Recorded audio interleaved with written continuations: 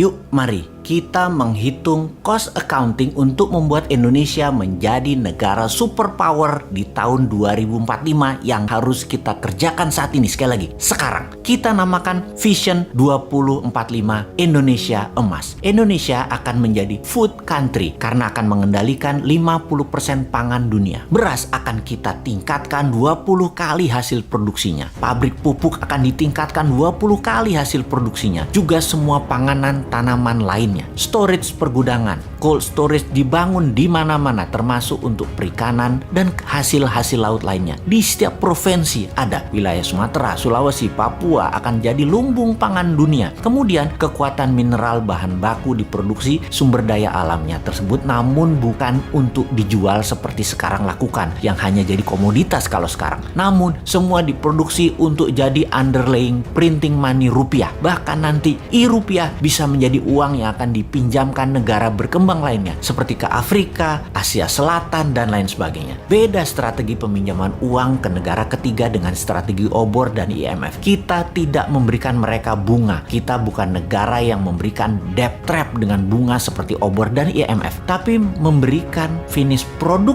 yang mereka buat untuk Indonesia dengan harga 20% lebih murah untuk produk dan bahan yang Indonesia tidak bisa produksi. Lebih elegan cara kita. Namanya juga New Mind. Lalu kita akan menguatkan kekuatan armada perang kita dengan 4 angkatan perang dengan kekuatan laut didahulukan. Armada laut dan transportasi laut Indonesia akan menjadi terkuat di dunia karena akan membangun kapal mulai dari kapal nelayan hingga kapal kargo, mother vessel hingga kapal perang. Kita akan kembalikan kekuatan kerajaan Sriwijaya dan Majapahit. Ditambah mata elang, kekuatan pesawat udara jarak pendek di mana Indonesia akan memproduksi pesawatnya Pak Habibie. Lalu kekuatan Space Army dengan satelitnya ada di mana-mana. Lalu kita akan membangun infrastruktur jalanan, rel kereta api, pelabuhan kapal laut, terminal bus, dan truk kargo untuk mobilisasi produk dan manusia termasuk memproduksi kendaraannya. Lokal kontennya harus mendekati 100% semua proyek ini. Dan ada sebuah hal yang penting lagi, yaitu membangun 10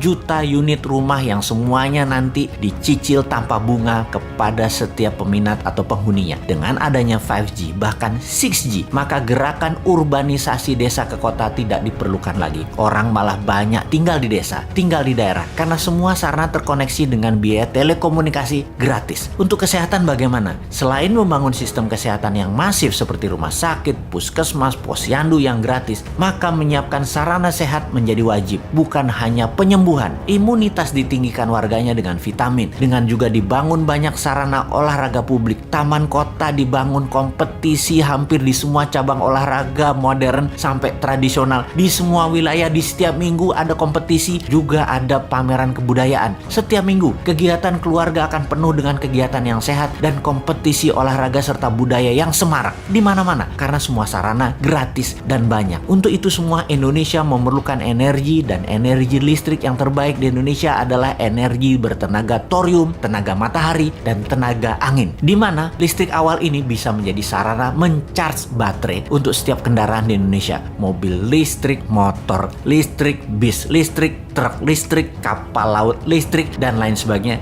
Hingga power plant tenaga batu bara yang merusak lingkungan itu akan hilang dalam 5 tahun ke depan. Cost accounting ini mohon ditambah lagi ya sahabat. Capek juga berhalu sendirian. Wahai sahabat New Mind, halunya dilanjutkan di komen Anda di bawah ini. Tenang, uangnya ada. Pastinya bukan pakai hutang negara lain ala janji suci yang lalu ya.